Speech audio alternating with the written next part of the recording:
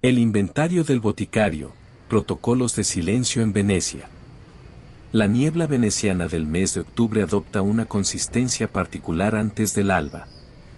No es meramente vapor de agua suspendido en el aire, sino una amalgama de partículas salinas provenientes del Adriático, combinadas con la humedad que emana de los canales interiores de la ciudad. Esta niebla posee una densidad mensurable. A la altura del Gran Canal, donde las aguas oscuras mantienen una temperatura de aproximadamente 14 grados centígrados en esta estación, la visibilidad se reduce a una distancia no superior a 3 brazas venecianas, equivalentes a 5 metros y 58 centímetros según las medidas contemporáneas. El fenómeno comienza habitualmente 2 horas antes del amanecer. La formación inicia en la laguna norte, donde las corrientes frías procedentes del mar abierto encuentran las aguas relativamente más cálidas de los canales poco profundos. La condensación resultante avanza hacia el interior de la ciudad con una velocidad estimada de medio nudo, penetrando progresivamente los espacios entre los edificios de piedra de Istria y los palacios de ladrillo cocido que flanquean las vías fluviales. Los palos de amarre, conocidos localmente como bricole, emergen de esta niebla como columnas de madera verticales cuyas superficies están cubiertas por una película de humedad. Estos postes, fabricados con troncos de roble de los bosques del interior, han sido tratados con alquitrán mineral extraído de los depósitos naturales de la región de Dalmacia. El alquitrán forma una capa protectora de aproximadamente 3 milímetros de espesor, visible como un barniz negro que refleja débilmente la escasa luz que precede al amanecer. El agua del canal golpea estos palos con una frecuencia regular. En condiciones de marea baja, el intervalo entre cada contacto del agua con la madera es de aproximadamente 4 segundos. El sonido producido es un chapoteo suave, casi imperceptible, que se propaga a través de la niebla con una claridad inesperada debido a la ausencia de otros ruidos urbanos a esta hora temprana.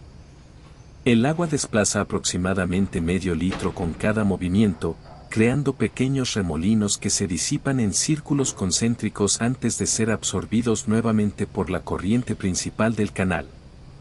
La composición química de esta agua es relevante para comprender el ambiente de la ciudad. El análisis revela una concentración salina de aproximadamente 35 gramos por litro, similar a la del mar abierto, pero con la adición de sedimentos orgánicos procedentes de los desagües domésticos y los residuos de las tenerías situadas en las islas periféricas. Estos sedimentos forman una suspensión turbia que otorga al agua su característico color verde oscuro, casi negro en las horas previas al alba. La plaza de San Marcos, situada en el extremo oriental de la ciudad, permanece completamente desierta durante estas horas. La extensión de la plaza mide 176 metros de longitud por 82 metros en su punto más ancho. El pavimento está compuesto por losas de piedra de trachita, una roca volcánica extraída de las canteras de los montes Euganeos, situada a aproximadamente 60 kilómetros al oeste de Venecia. Estas losas, colocadas hace más de 2 siglos, presentan un desgaste superficial irregular causado por el tránsito constante de peatones y el efecto corrosivo de la sal marina transportada por el viento. La niebla penetra la plaza desde el embarcadero, avanzando en una masa uniforme que se eleva hasta una altura aproximada de 4 metros sobre el nivel del suelo. Esta elevación corresponde precisamente al primer nivel de las arcadas que rodean 3 lados de la plaza. Las columnas de mármol que sostienen estos arcos, cada una con un diámetro de 70 centímetros en su base, se vuelven invisibles más allá de una distancia de 10 pasos. El silencio de la plaza a esta hora es absoluto. La ausencia de actividad humana permite percibir sonidos habitualmente imperceptibles, el goteo intermitente del agua condensada que cae desde los aleros de los edificios circundantes, el crujido ocasional de las maderas de los edificios que se contraen con la temperatura descendente de la madrugada, el batir distante de las alas de las palomas que anidan en los nichos de la Basílica de San Marcos. La temperatura del aire en la plaza oscila entre 9 y 10 grados centígrados. Esta temperatura, combinada con la humedad relativa que supera el 95%, crea una sensación de frío penetrante que atraviesa incluso las prendas de lana gruesa. El vapor exhalado al respirar se condensa inmediatamente en pequeñas nubes visibles que se disipan lentamente en la niebla circundante. La luz del amanecer, cuando finalmente comienza a filtrarse a través de la niebla, no lo hace de manera súbita sino gradual. El proceso completo desde la oscuridad total hasta la visibilidad plena requiere aproximadamente 45 minutos. Durante este periodo, la luz adquiere una tonalidad grisácea que no permite distinguir colores, solamente gradaciones de claridad y oscuridad.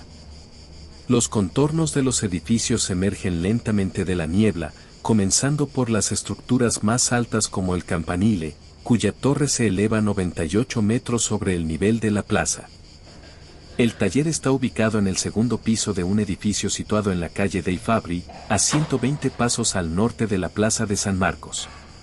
El acceso se realiza mediante una escalera de piedra de 19 escalones, cada uno con una elevación de 18 centímetros y una profundidad de 30 centímetros.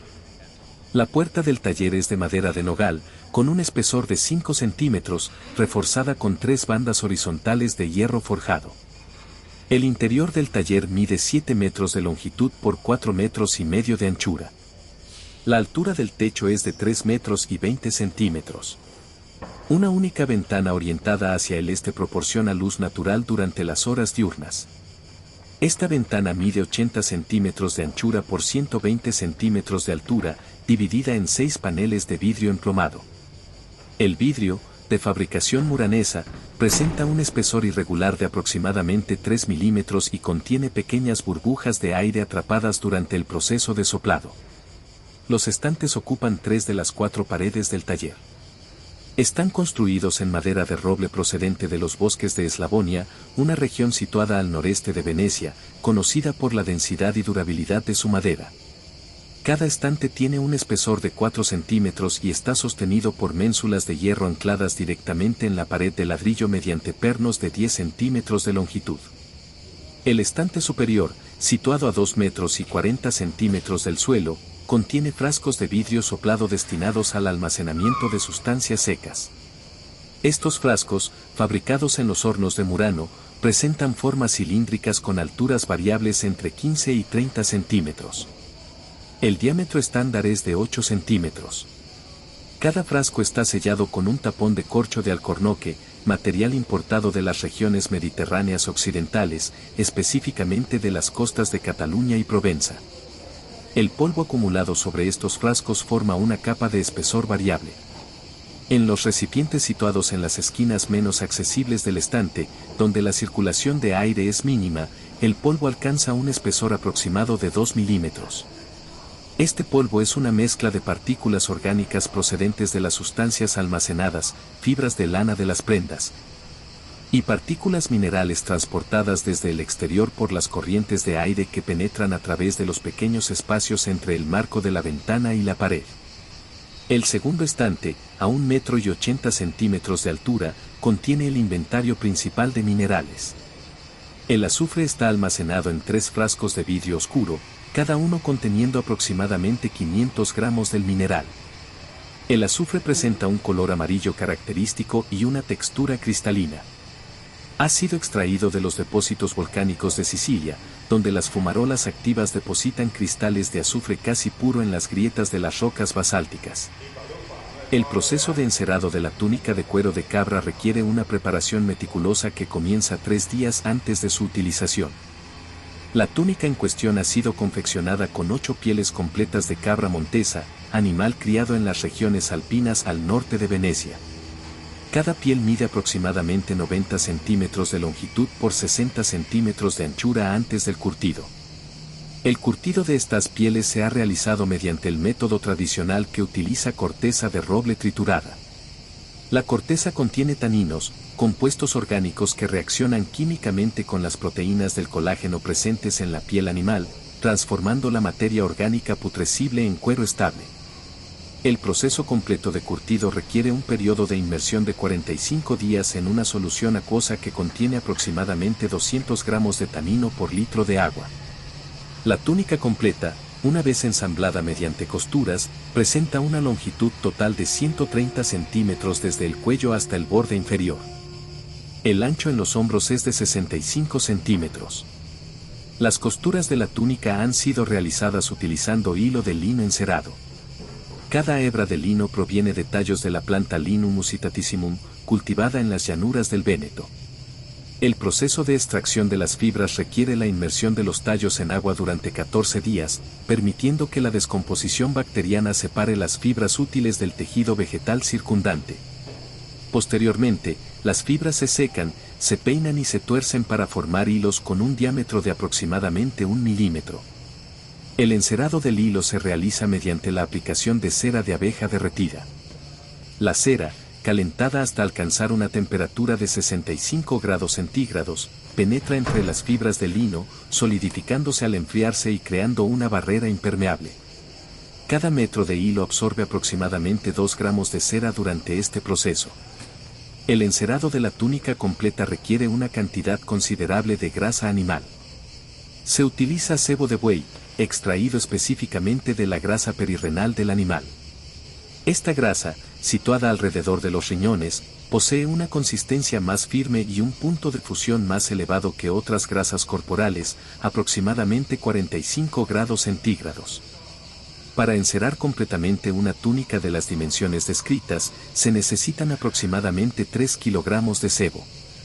La aplicación del sebo se realiza mediante un proceso de calentamiento controlado.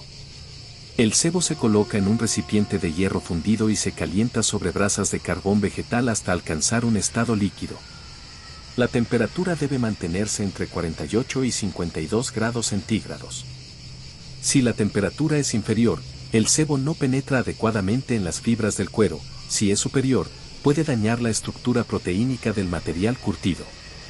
La aplicación se realiza utilizando un paño de lana gruesa, doblado en 4 capas para formar una almohadilla de aproximadamente 15 centímetros cuadrados. Esta almohadilla se sumerge en el sebo líquido y se flota sobre la superficie del cuero en movimientos circulares continuos. La presión aplicada debe ser uniforme, aproximadamente 500 gramos por centímetro cuadrado, suficiente para forzar la penetración del sebo en los poros del cuero sin causar deformación del material. El proceso completo de encerado de toda la túnica requiere aproximadamente 4 horas de trabajo continuo. Después de la aplicación inicial, la prenda debe reposar durante 12 horas en un ambiente con temperatura entre 15 y 18 grados centígrados. Durante este periodo, el sebo se solidifica gradualmente dentro de las fibras del cuero, creando una matriz impermeable que repele el agua y otros líquidos.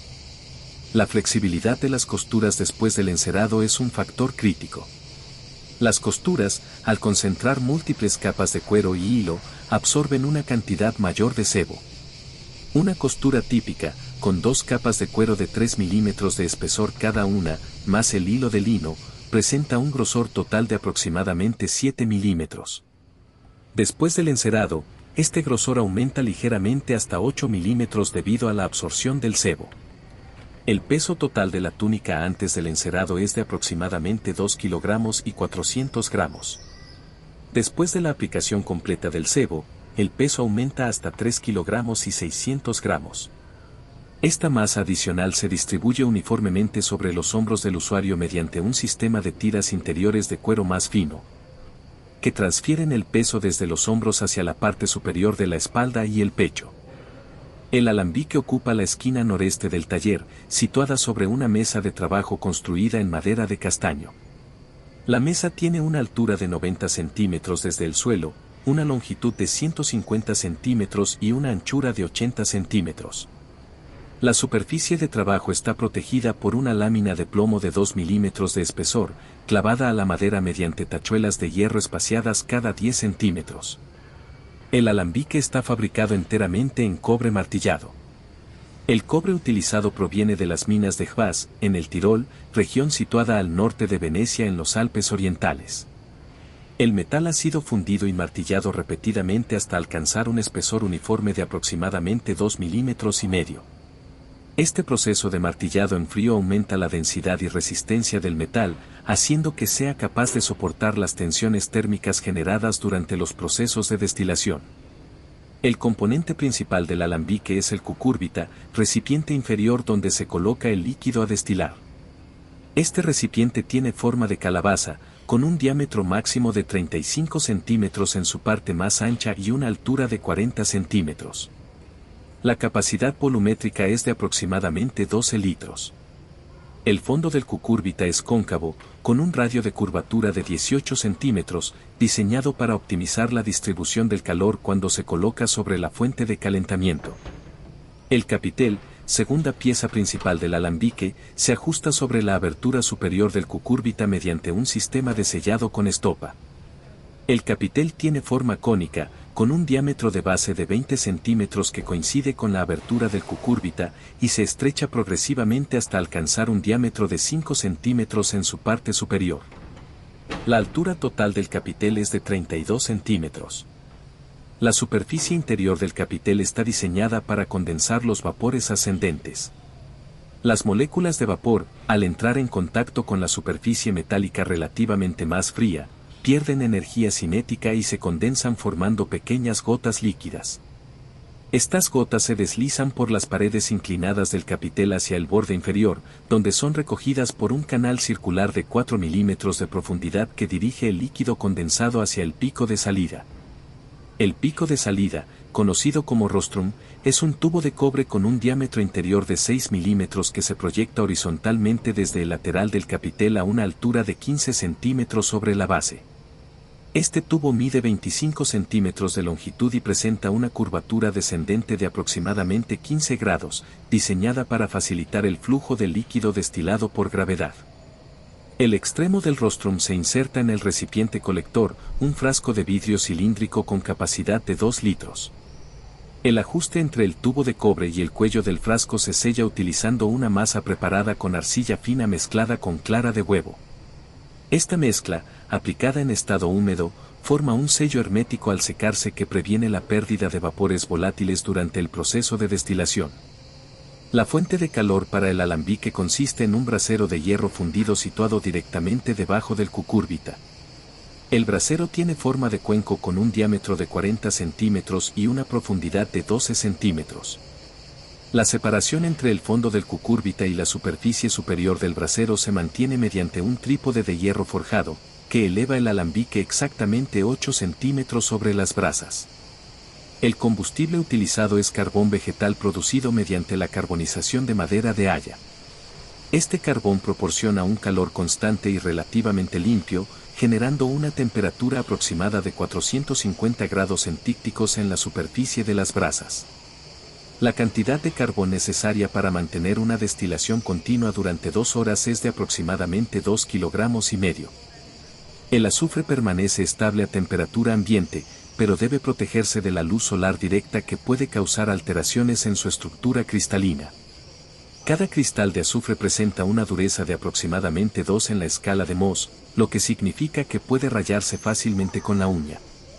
La densidad del azufre es de 2 gramos por centímetro cúbico, notablemente inferior a la de la mayoría de los minerales metálicos. El cinabrio ocupa una posición particular en el inventario del boticario debido a su doble naturaleza como pigmento y como fuente de mercurio. El mineral se almacena en un frasco de vidrio oscuro situado en el estante medio, a la derecha del antimonio. El frasco contiene aproximadamente 800 gramos de cinabrio en forma de fragmentos cristalinos irregulares. El color característico del cinabrio es rojo vermellón intenso, resultado de su composición química como sulfuro de mercurio. Los cristales de cinabrio presentan una estructura romboédrica con superficies que reflejan la luz con un brillo adamantino, similar al del diamante aunque de menor intensidad. Cada fragmento mide entre 5 y 20 milímetros en su dimensión mayor. La densidad del cinabrio es considerablemente alta, aproximadamente 8 gramos por centímetro cúbico, lo que le confiere un peso sustancial en relación a su volumen. El lapislázuli se conserva en un recipiente separado, una caja cilíndrica de madera de buey con tapa roscada. El interior de la caja está forrado con terciopelo de seda teñido de negro, material que previene el rayado de los fragmentos minerales durante el almacenamiento. La cantidad de lapislázuli contenida es modesta, aproximadamente 150 gramos, reflejo del elevado coste de este mineral importado desde las minas de Badakhshan, región situada a más de 4.000 kilómetros al este de Venecia. El lapislázuli presenta un color azul profundo con inclusiones doradas de pirita y vetas blancas de calcita. La intensidad del color azul varía según la proporción de la azurita, el mineral responsable de la coloración, presente en cada fragmento. Los fragmentos de mayor calidad, aquellos con el azul más puro y uniforme, se reservan para la preparación de pigmentos destinados a aplicaciones específicas que requieren la máxima pureza cromática. Los morteros de piedra utilizados para la molienda de estos minerales están tallados en diferentes materiales según las propiedades de las sustancias a procesar. El mortero principal, empleado para minerales duros como el cinabrio y el lapislázuli, está fabricado en ágata, una variedad de cuarzo con dureza 7 en la escala de Mohs. Este mortero tiene un diámetro exterior de 18 centímetros y una profundidad de cavidad interior de 8 centímetros. El espesor de las paredes es de aproximadamente 3 centímetros, proporcionando la masa necesaria para absorber los impactos repetidos del mazo durante la molienda. La superficie interior del mortero de ágata presenta una textura ligeramente rugosa, resultado del proceso de tallado mediante abrasivos. Esta rugosidad, con irregularidades de aproximadamente 50 micrómetros de profundidad, facilita la fragmentación de los cristales minerales al proporcionar puntos de apoyo que concentran la presión aplicada por el mazo. El mortero pesa aproximadamente 4,5 kilogramos, masa suficiente para mantener la estabilidad durante el trabajo de molienda vigorosa. El mazo correspondiente está también tallado en ágata, con una longitud total de 20 centímetros. La cabeza del mazo tiene forma cilíndrica con un diámetro de 5 centímetros y una longitud de 7 centímetros. El mango, de forma cónica invertida, se estrecha desde los 4 centímetros de diámetro en su unión con la cabeza hasta 2,5 centímetros en el extremo de agarre. El peso total del mazo es de 600 gramos. La fricción generada durante el proceso de molienda es considerable. Cuando el mazo de ágata se presiona contra los fragmentos minerales contenidos en el mortero y se mueve con movimiento circular, la fuerza de fricción entre las superficies de piedra genera calor. Este calor puede elevar la temperatura de la mezcla mineral hasta aproximadamente 40 grados centígrados después de 30 minutos de molienda continua. Por esta razón, el proceso debe realizarse en intervalos, permitiendo periodos de enfriamiento de 10 minutos después de cada media hora de trabajo. El segundo mortero, destinado a sustancias más blandas como el azufre y ciertas resinas vegetales, está tallado en mármol de Carrara. El mármol, con una dureza de 3 en la escala de Mohs, es suficientemente resistente para estas aplicaciones pero evita el desgaste excesivo que resultaría del uso de ágata para materiales más blandos. Este mortero tiene un diámetro de 15 centímetros y una profundidad de 6 centímetros. Su peso es de aproximadamente 2 kilogramos. Los guantes constituyen una protección esencial en el protocolo completo de vestimenta. Están confeccionados con cuero de gacela, animal cuya piel proporciona una combinación óptima de flexibilidad y resistencia. Cada guante requiere una piel completa de gacela joven, de aproximadamente 60 centímetros cuadrados de superficie útil después del curtido. El curtido se realiza mediante el método de la lumbre, que utiliza sulfato de aluminio y potasio disuelto en agua para preservar la piel manteniendo su suavidad característica. El diseño de los guantes presenta características distintivas relacionadas con su función protectora. La longitud total desde la punta del dedo medio hasta el borde superior del guante es de 42 centímetros. Esta longitud permite que los guantes se superpongan con las mangas de la túnica de cuero en una extensión de aproximadamente 15 centímetros, creando una barrera continua sin espacios expuestos. Los dedos de los guantes son notablemente largos, extendiéndose 3 centímetros más allá de la longitud natural de los dedos del usuario. Esta extensión adicional sirve un propósito específico, permite manipular objetos, abrir puertas y realizar tareas necesarias sin que los dedos reales del usuario entren en contacto directo con las superficies potencialmente contaminadas. Las puntas de estos dedos extendidos están reforzadas con una segunda capa de cuero, aumentando el grosor en esta zona crítica hasta aproximadamente 2 milímetros. El interior de los guantes está forrado con lino fino, tejido con un entramado de aproximadamente 50 hilos por centímetro cuadrado. Este forro de lino absorbe la transpiración de las manos durante el uso prolongado, manteniendo cierto grado de comodidad y previniendo la maceración de la piel. El lino también facilita el proceso de colocación y remoción de los guantes, reduciendo la fricción entre el cuero y la piel. Las costuras de los guantes están realizadas con hilo de seda encerada, más fino que el hilo de lino utilizado en la túnica. El diámetro del hilo de seda es de aproximadamente medio milímetro. Las puntadas se realizan con una densidad de 5 puntos por centímetro, creando costuras que son simultáneamente resistentes y relativamente flexibles. Cada costura está sellada adicionalmente con cera de abeja aplicada desde el exterior, formando una barrera impermeable. Los huecos utilizados como calzado protector están construidos con una suela de madera de álamo. La madera de álamo se selecciona por su ligereza relativa combinada con resistencia estructural adecuada. Cada suela mide 30 centímetros de longitud, 12 centímetros de anchura máxima en la zona del metatarso, y presenta un grosor uniforme de 4 centímetros en toda su extensión. El grosor de 4 centímetros de la suela eleva significativamente al usuario sobre el nivel del suelo. Esta elevación cumple la función crítica de prevenir el contacto con líquidos, excrementos y otros materiales contaminantes que puedan estar presentes en el suelo de las calles y edificios. La superficie inferior de la suela está tallada con ranuras paralelas de 5 milímetros de profundidad, espaciadas cada centímetro, que mejoran la tracción y permiten el drenaje de líquidos. La parte superior del zueco consiste en una banda de cuero de vaca que cruza sobre el empeine del pie.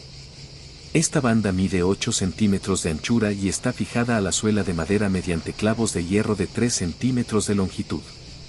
Los clavos se insertan desde la superficie superior de la suela, penetrando completamente el espesor de la madera y doblándose luego sobre sí mismos en la superficie inferior para prevenir su extracción accidental. El peso de cada zueco es de aproximadamente 650 gramos. Caminar con estos zuecos requiere una adaptación en el modo de andar, ya que la rigidez de la suela de madera impide el movimiento de flexión natural del pie. El usuario debe levantar cada pie completamente del suelo con cada paso, en lugar del movimiento rodante desde talón hasta dedos característico del caminar descalzo o con calzado flexible. El secado del cuero moldeado requiere un periodo de 72 horas en ambiente controlado. Durante este tiempo, el cuero permanece sujeto al armazón de alambre mientras las fibras se contraen gradualmente, ajustándose a la forma metálica y endureciéndose. La temperatura ambiente debe mantenerse entre 16 y 19 grados centígrados, con humedad relativa no superior al 60%. Una vez completado el secado, el cuero retiene permanentemente la forma cónica característica de la máscara. Los orificios para los ojos se perforan en el cuero endurecido utilizando un punzón calentado. El punzón, una varilla de hierro con punta cónica de 3 milímetros de diámetro, se calienta hasta temperatura de 200 grados centígrados en las brasas del brasero. El calor facilita la perforación del cuero curtido y simultáneamente sella los bordes del orificio mediante cauterización parcial, previniendo el deshilachado de las fibras. Cada orificio ocular tiene un diámetro de 4 centímetros, dimensión que permite la inserción de los cristales protectores. Los cristales utilizados para los ojos son discos de vidrio ahumado, fabricados mediante la adición de óxido de hierro a la mezcla vítrea durante el proceso de fusión. La proporción de óxido de hierro es de aproximadamente 3% en peso, suficiente para impartir al vidrio una coloración marrón oscura que reduce la transmisión de luz sin eliminarla completamente. Cada disco de cristal mide 4 centímetros de diámetro y presenta un espesor uniforme de 4 milímetros. El espesor de 4 milímetros es resultado de un equilibrio entre múltiples factores. Un vidrio más delgado sería insuficientemente resistente a impactos accidentales y podría fracturarse fácilmente durante el uso. Un vidrio más grueso aumentaría excesivamente el peso de la máscara y reduciría la transmisión luminosa por debajo del nivel mínimo necesario para la visión funcional. Con 4 milímetros de espesor, cada disco de cristal pesa aproximadamente 12 gramos. El proceso de encaje de los cristales en el cuero requiere precisión considerable. El diámetro de los orificios perforados en el cuero, 4 centímetros, es intencionalmente ligeramente menor que el diámetro efectivo necesario para el ajuste del cristal. Esto permite crear un ajuste de interferencia que mantiene los cristales firmemente en posición sin necesidad de adhesivos adicionales. Para insertar cada cristal, el borde del orificio de cuero debe estirarse temporalmente. El estiramiento del cuero se logra mediante la aplicación de calor húmedo. Un paño de lino empapado en agua caliente, aproximadamente a 70 grados centígrados, se aplica alrededor del orificio durante 5 minutos. El calor y la humedad ablandan temporalmente las fibras de cuero, aumentando su elasticidad. Durante este estado ablandado, el cristal puede presionarse cuidadosamente a través del orificio. Una vez que el cuero se enfría y seca nuevamente, se contrae alrededor del borde del cristal, creando un sello mecánico firme. El sellado final entre el cristal y el cuero se refuerza mediante la aplicación de cera de abeja fundida. La cera se aplica cuidadosamente alrededor del perímetro de contacto entre el vidrio y el cuero, tanto en la superficie exterior como interior de la máscara. La cantidad de cera utilizada para sellar cada cristal es de aproximadamente 3 gramos. Al solidificarse, la cera forma una barrera impermeable que previene la entrada de vapores o partículas microscópicas a través de cualquier espacio residual entre el cristal y el cuero. Los cristales ahumados filtran la luz mediante absorción selectiva. La presencia de óxido de hierro en la matriz vítrea absorbe preferentemente las longitudes de onda más cortas del espectro visible, particularmente en el rango azul y violeta. La transmisión luminosa total a través de estos cristales es de aproximadamente 30%, lo que significa que de cada 100 unidades de luz incidente, solamente 30 atraviesan el vidrio. Esta reducción de intensidad luminosa protege la retina del usuario de la fatiga visual durante exposiciones prolongadas a luz brillante. La visión a través de los cristales ahumados presenta características específicas.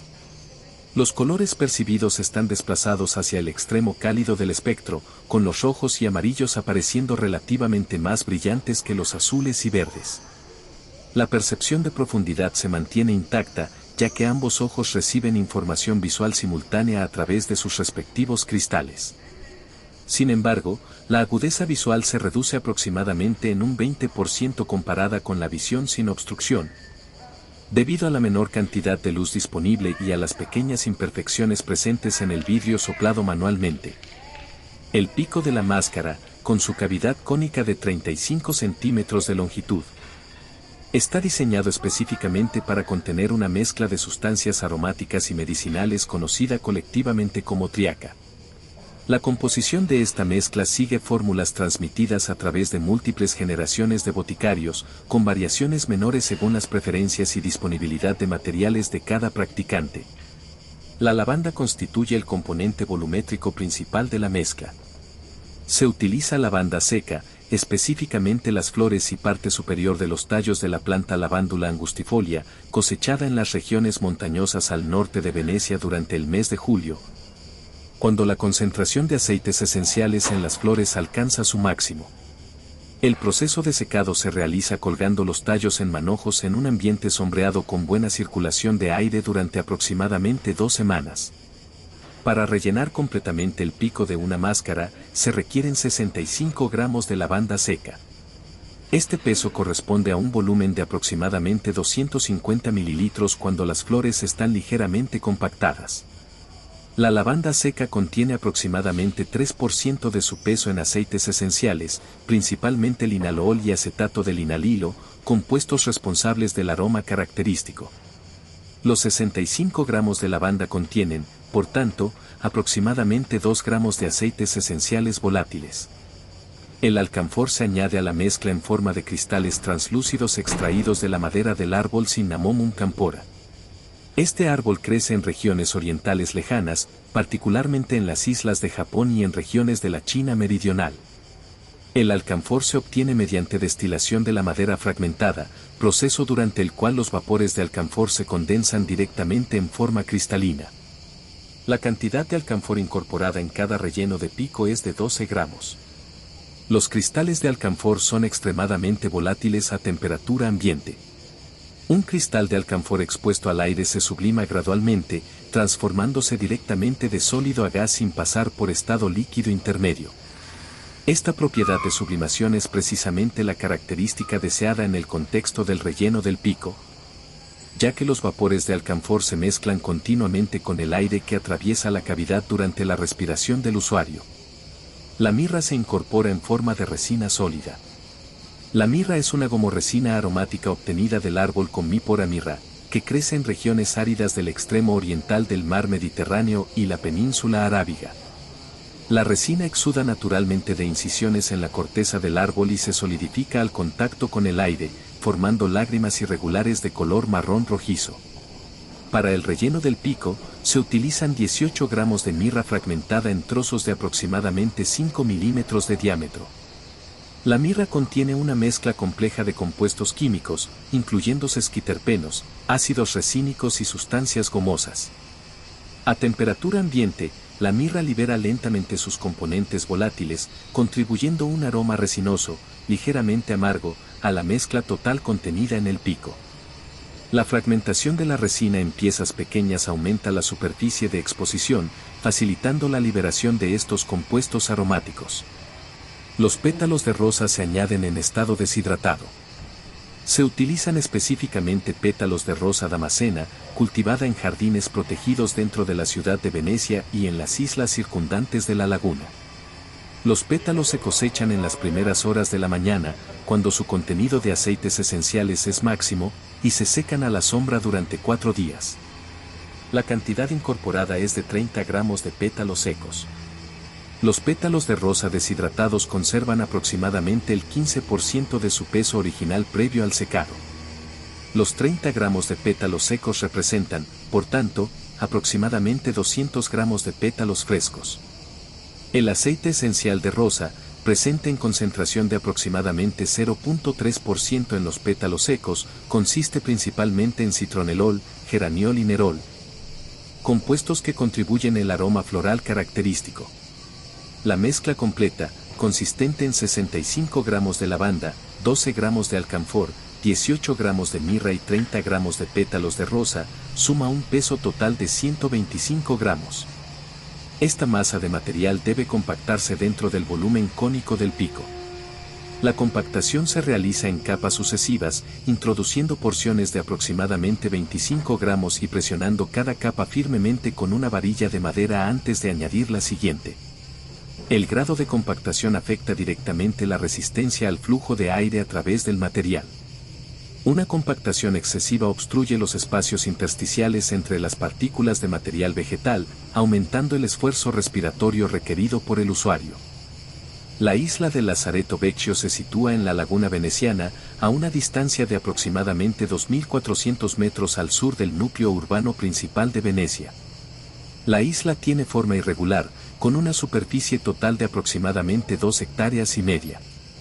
Su perímetro completo mide 700 metros. La isla está rodeada por aguas poco profundas, con profundidades que varían entre 1 y 3 metros durante la marea alta.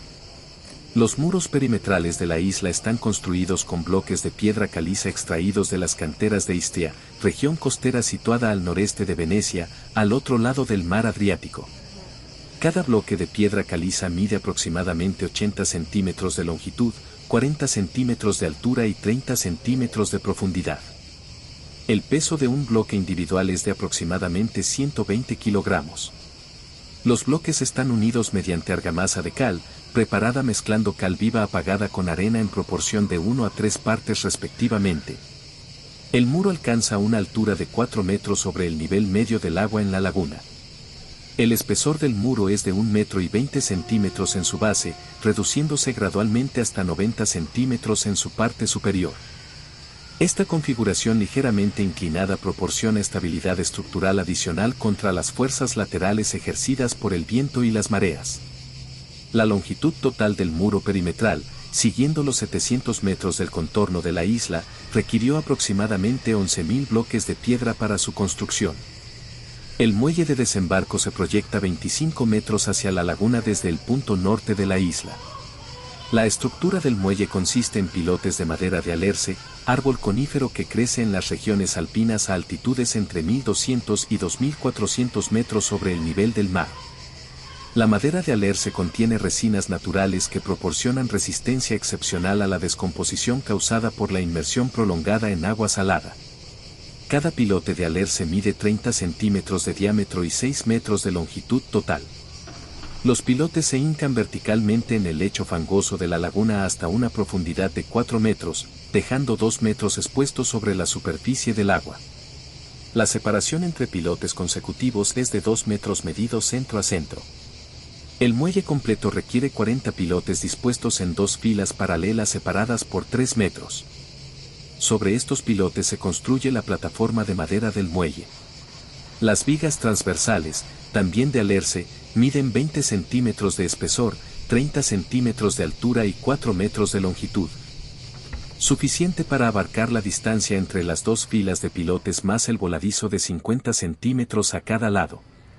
Estas vigas se fijan a los pilotes mediante espigas de madera de roble de 8 centímetros de diámetro que penetran completamente el espesor de la viga y se encajan en perforaciones correspondientes talladas en la parte superior de cada pilote. Las tablas de entarimado que forman la superficie de caminar del muelle tienen un espesor de 5 centímetros y una anchura de 25 centímetros. Están dispuestas perpendiculares a las vigas transversales y fijadas mediante clavos de hierro forjado de 12 centímetros de longitud. Los clavos se insertan en ángulo oblicuo para aumentar su resistencia a la extracción. El espacio entre tablas consecutivas es de aproximadamente 5 milímetros, permitiendo el drenaje del agua de lluvia o de las olas que ocasionalmente barren la superficie del muelle. El edificio de registro se sitúa inmediatamente adyacente al punto donde el muelle se une con la isla. Es una construcción rectangular de piedra con dimensiones exteriores de 8 metros de longitud por 6 metros de anchura. La altura desde el suelo hasta el alero del tejado es de 3 metros y medio. El tejado es de 2 aguas con una pendiente de 30 grados, cubierto con tejas de terracota cocida de color rojo anaranjado característico. El interior del edificio consiste en una única sala sin divisiones. Una mesa de madera de castaño ocupa el centro de la sala, midiendo 3 metros de longitud por 1 metro y 20 centímetros de anchura. La superficie de la mesa muestra el desgaste de décadas de uso continuo, con numerosas manchas de tinta absorbidas en la madera y pequeñas marcas y arañazos acumulados a lo largo del tiempo. 2 bancos de madera, sin respaldo, flanquean la mesa en sus lados largos. Un armario alto está empotrado en la pared este del edificio. Este armario mide 2 metros de altura, 1 metro y 20 centímetros de anchura y 60 centímetros de profundidad.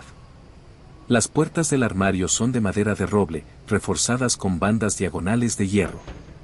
En el interior del armario se almacenan los registros de cuarentena, volúmenes encuadernados que documentan la llegada de cada embarcación, la identidad de su capitán y tripulación, el origen del viaje, la naturaleza de la carga transportada y las fechas precisas de inicio y finalización del periodo de cuarentena.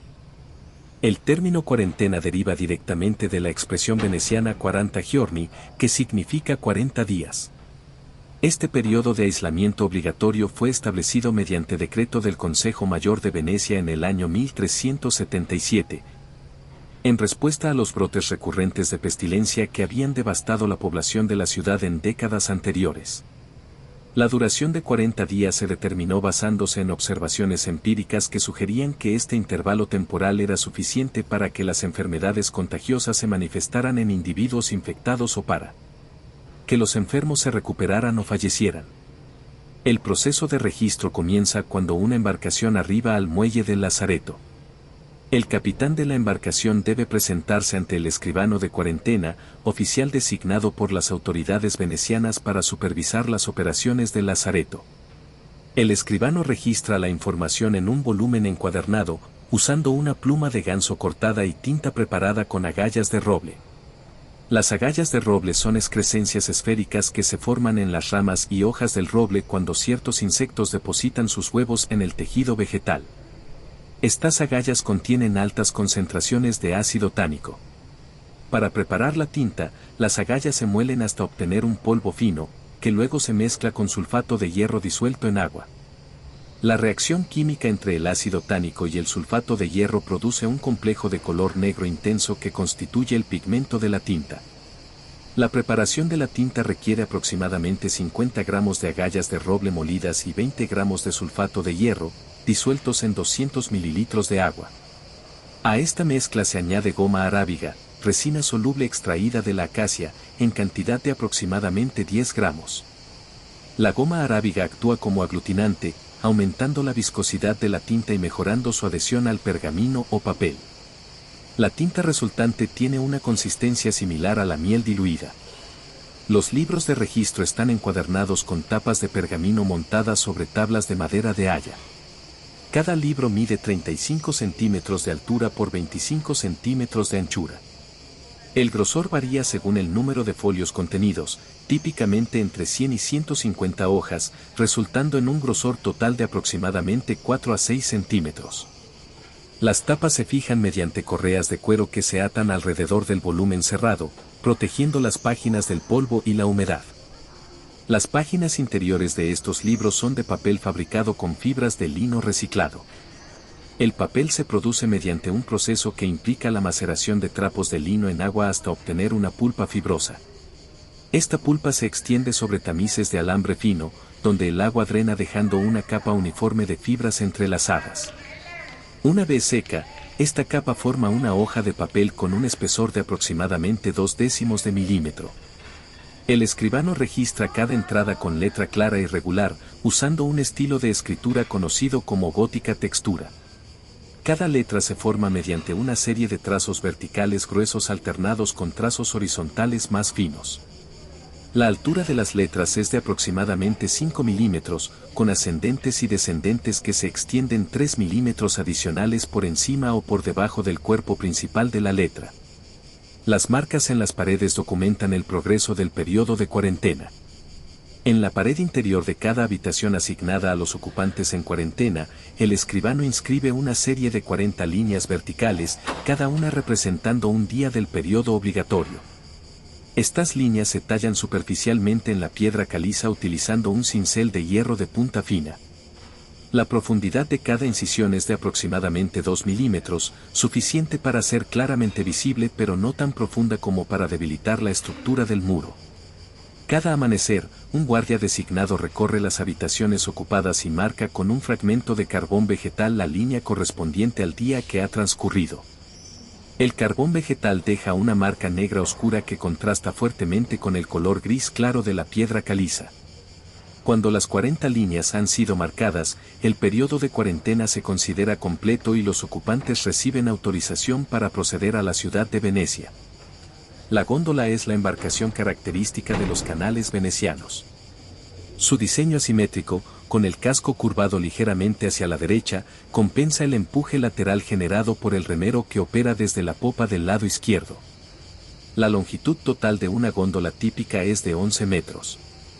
La anchura máxima, en el punto medio de la eslora, es de 1,40 m. La profundidad del casco, medida desde la línea de flotación hasta la quilla, es de 60 centímetros cuando la embarcación está vacía. El casco está construido con múltiples maderas seleccionadas por sus propiedades específicas. El fondo plano, que permite la navegación en aguas poco profundas características de los canales, está hecho de tablas de abeto de 3 centímetros de espesor. Las cuadernas que proporcionan la estructura transversal son de roble, con sección de 8 centímetros por 10 centímetros. El revestimiento exterior está formado por tablones de cerezo y nogal, elegidos por su resistencia al agua y su capacidad de tomar curvas pronunciadas mediante vaporización. El remo, conocido en veneciano como remo, mide 4 metros y 20 centímetros de longitud total.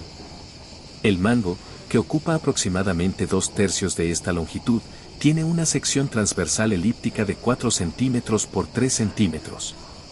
La pala del remo se ensancha hasta alcanzar 15 centímetros en su punto más ancho y tiene un espesor de 2 centímetros. El peso total del remo es de aproximadamente 4,5 kilogramos. La fórcola es el soporte de madera donde descansa el remo durante la propulsión. Esta pieza, tallada en una única pieza de madera de nogal, tiene una forma compleja y orgánica que ha evolucionado durante siglos de uso práctico. La fórcola se fija al costado de la góndola mediante un sistema de encastre que permite su remoción cuando no está en uso. La altura de la fórcola sobre la cubierta es de 45 centímetros. La superficie de contacto entre el remo y la fórcola está pulida por décadas de fricción repetida. Durante cada ciclo de remada, El remo se desliza aproximadamente 50 centímetros a lo largo de la superficie curvada de la fórcula. La fricción entre las dos superficies de madera pulida genera un sonido característico, un roce suave y continuo que se mezcla con otros sonidos del canal. El movimiento de la góndola a través del agua desplaza aproximadamente 60 litros de líquido con cada impulso del remo. Este desplazamiento crea un patrón de ondas que se propagan hacia los costados del canal. Las ondas alcanzan las paredes de piedra de los edificios flanqueantes y se reflejan, creando patrones de interferencia complejos en la superficie del agua. El sonido del agua contra los muros es un chapoteo rítmico que varía en intensidad según la velocidad de la embarcación. El retorno al taller ocurre en las horas previas al alba. La vela sobre el escritorio ha consumido la mayor parte de su longitud durante la ausencia. La vela, de cera de abeja sin blanquear, tenía originalmente una altura de 25 centímetros. Ahora permanecen solamente 8 centímetros, reducidos gradualmente por la combustión continua durante aproximadamente 5 horas. La cera fundida ha formado un charco irregular alrededor de la base del candelero, solidificándose en capas sucesivas. El pabilo, hilo de algodón retorcido de 2 milímetros de diámetro, se ha consumido proporcionalmente con la cera, dejando un residuo carbonizado que se curva ligeramente hacia el oeste debido a una corriente de aire casi imperceptible. Las manos enguantadas elevan la máscara de pico lentamente, separando el cuero del contorno facial. El proceso requiere movimientos deliberados y pausados para evitar el desplazamiento del material aromático contenido en la cavidad cónica. La máscara se deposita sobre la mesa, su forma de ave proyectando una sombra alargada bajo la luz vacilante de la vela. El silencio del taller al amanecer es completo y absoluto. Ningún sonido penetra desde el exterior. El inventario permanece inmóvil en sus estantes. Los frascos, los minerales, las hierbas secas, el alambique de cobre, todos descansan en la quietud perfecta. El peso de la indumentaria protectora se disuelve gradualmente en el olvido del reposo profundo.